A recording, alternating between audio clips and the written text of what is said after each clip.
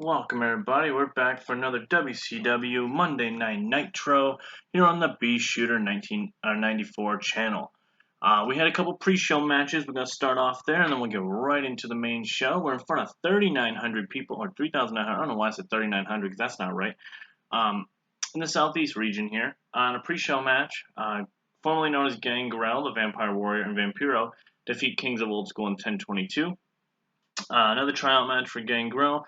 He will be signing with us going forward, so looking forward to that. Everybody did great. 48 out of Animal, 59 out of Rick, 54 out of Vampiro, 41 out of Vampire Warrior, 48 rating there. Let's move on to the next pre-show match, as this is past the test that I wanted. And in a decent pre-show match between some cruiserweights, Christopher Daniels defeats Jamie Noble, Alex Wright, and Kid Cash in 9:57 when he pinned Alex Wright. Noble a 59, Wright a 47, Daniels a 51, Cash runs in a 57, 58 rating overall. Solid stuff for the cruiserweights. These are guys that just unfortunately I'm stuck right now. Daniels will be starting his process hopefully shortly. I've unfortunately hit the start-stop button on him, and I did not mean to, but that's just kind of where we are at the moment. Again, I have no excuse for that because I don't think it's warranted. I think he should have been already doing something, but I'll get there. 58 rating there. Moving on to the next segment. We open the show with a recap of the end of Fall Brawl. As we remember, we have a new WCW World Heavyweight Champion in this Icon Sting as he defeated Scott Steiner last night at Fall Brawl. So amazing stuff there. Sting comes down to open the show. Talks about that he finally rid WCW of Scott Steiner's reign of terror, and that he is going to be the best fighting champion. He's the guy that WCW looks up to and looks for to produce. That's 74 rating on Sting. Before he can continue, though, he says that he will welcome all comers for the belt, and he gets interrupted by an old rival. The Nature Boy, Ric Flair. Him and Sting are no strangers. That's Flair's talk. So he said, Sting, we're no strangers. I want my shot, though. I want the WCW title, too. I got screwed out of my shot with thanks to Booker against Steiner.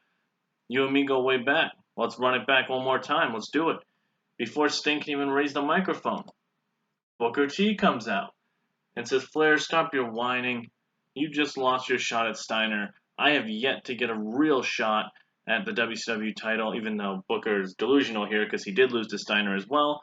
Sting kind of smirks at Booker, and then the real motion happens here. Bill Goldberg's music hits as he walks out into the on the Titantron, and he says, Yo, I haven't gotten a shot at the WCW title in over a year. Bring it, Sting. You and I have never faced. Let's do it. 70 rating there. Bischoff comes out and says, Oh, guys, this is getting good out here. But tonight, we're going to do something a little exciting.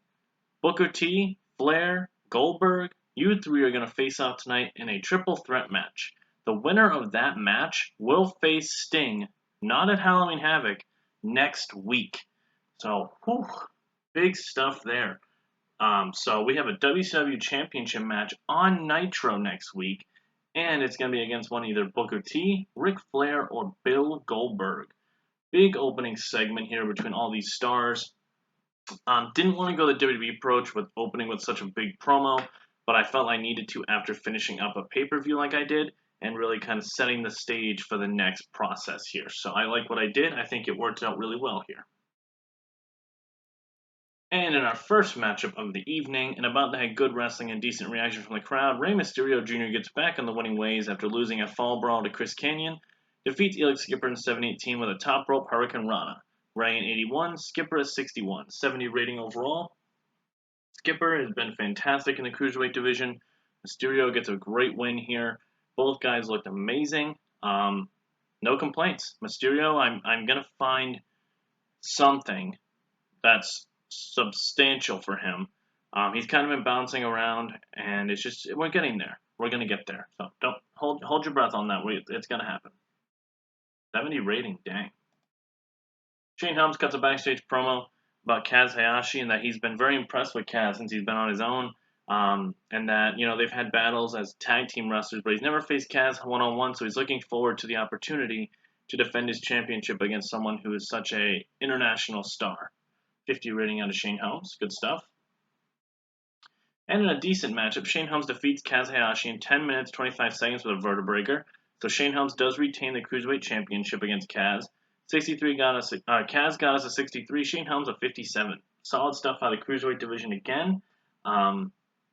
Shane Helms has been a great champion, and now that he's officially done with Guido, we'll see where he goes from here. I think there's a lot of opportunity that we can go, and you know, I don't I don't want to say Kazuyashi's a one and done because there's definitely some more opportunity there as well. And I think we can do a lot of fun stuff with the Cruiserweight division. Backstage, PinPoint's trying to cut a promo. They're about 2 words in about talking about Totally Buff being done with them. And little Guido, who's still feeling the effects from last night's ladder match against Shane Helms, walks up with Psychosis and Super Crazy the Militia and says, if you guys are such great tag team champions, why don't you face my Militia next week? So to next week, PinPoint, you will face off against Psychosis and Super Crazy. And we'll even play fair. We'll do it non-title, since you guys don't want to lose on Nitro for your WCW Tag Team titles. PinPoint kind of like brushes off Guido, but does accept the challenge for next week. So we do have a tag team non-title match next week for the tag team titles. 51 rating there. PinPoint then has a tag team match as they defeat 2 count, which I still haven't fixed, I apologize, in 7-11 when Marching Rat pings Shannon Moore after a mark of excellence. Courageous of 54, Shannon Moore 53, AJ at 61, and Jindrak of 58. PinPoint gets another W on Nitro. 60 rating overall. PinPoint is literally carrying my tag division on its back, and they are doing fantastic. So, good stuff there. Post-match, backstage, Helms and Courageous are kind of frustrated. And Dawn Marie shows up, former ECW manager. Now, the rating's not great, but I wanted to do some more stuff with the undercard. And this is where we're starting. So Dawn Marie is going to be the new manager going forward of Shannon Moore and Evan Courageous. So good stuff there.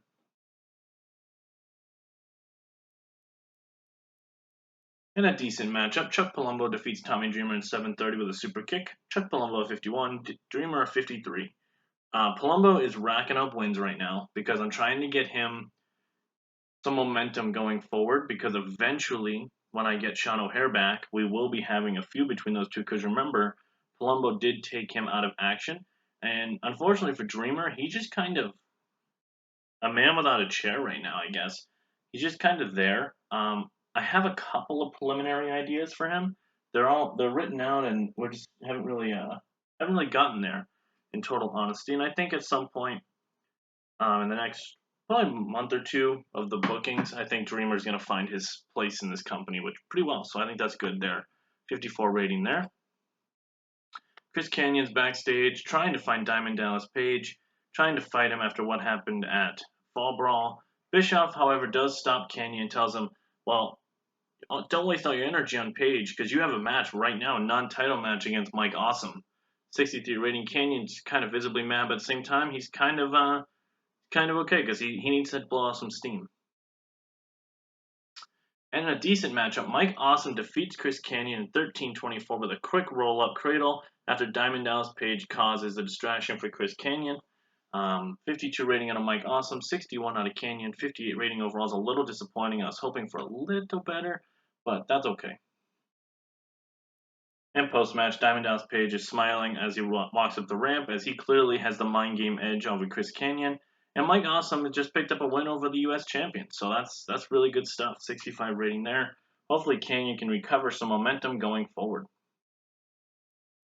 Ric Flair cut the backstage promo about his big 3-way dance tonight and possibly could become the #1 contender for the WCW Championship for next week. He's no stranger to either gentleman. He said Goldberg is obviously going to overpower me, and that's fine.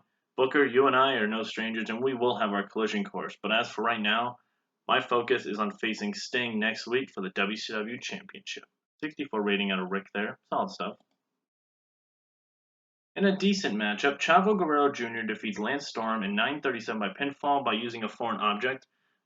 Little cheap win for Chavo here over Storm, but at the same time, it's kind of a big win. Storm's been positioned in a spot at this point with the company that he's kind of an upper mid-carder. So Chavo getting a victory here is kind of a big deal. 59 rating there. These guys are going to kind of have a little feud going on here, mainly because both guys don't have a place right now. So I figure why not have a solid undercard feud, and both guys can be featured in a solid position. So 59 rating there. Jeff Jarrett cuts a backstage promo talking about how he proved that he's the best wrestler compared to RVD, and that there's no shadow of a doubt anymore that he's the chosen one, not that punk kid Rob Van Dam. 73 rating. RVD does walk up to the interview though and says, "Look, Double J, if you think you're so great, and I'll give you props, you won up to me at Fall Brawl, but let's run it back. Let's see who really is the best wrestler between you and I. You claim to be the chosen one, and I'm Mr. Monday Night. Let's run it back one more time." And Jarrett reluctantly does accept it for next week. So next week's Nitro, right now, just talking about this, we got RVD and Jarrett. We have a Militia versus PinPoint, and we have a WCW Championship match. That's a solid beginning to Nitro next week. 74 rating there. A new tag team is coming soon, and that's the Vampiro and Gangrel tag team that's coming. They are going to be known as the Nightbreed, and they're coming soon, and they're going to cause some waves in the WCW tag team division. Looking forward to it. When they're going to debut on TV, I don't know yet, but they are coming. And in our main event, a bout that had fantastic heat and great wrestling, Booker T defeats Bill Goldberg and Ric Flair in 12:39 when Booker T pins Ric Flair with a scissors kick. During the match, Bam Bam Bigelow runs in and attacks Bill Goldberg. Bill Goldberg is 77, Flair is 61, Booker T is 68, 65 rating overall.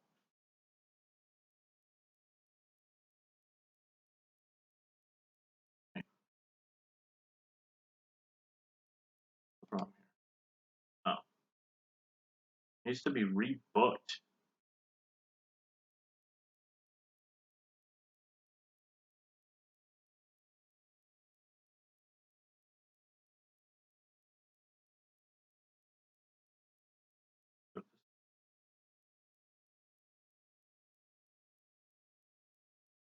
And the ending of the show, we know that Sting will be facing Booker T next week in a 69 overall rating to end the show.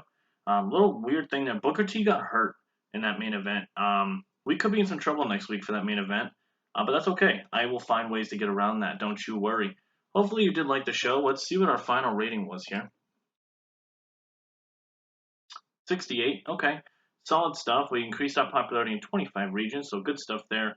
Two duds for the new stuff here with the Nightbreed coming in and Don Marie now managing 2 count. Again, we're gonna get there. The company is building. We are going to get to a spot where we are going to be successful. We just are trying to use all of our resources that we have in the company. But having said that, hopefully you did like the show. Hopefully you liked the video. And if you did, please drop a like. Leave a comment. I would gladly answer anything that you put in the comments. And hopefully you keep enjoying the show and you keep enjoying the Dynasty that I post on the Grey Dog software.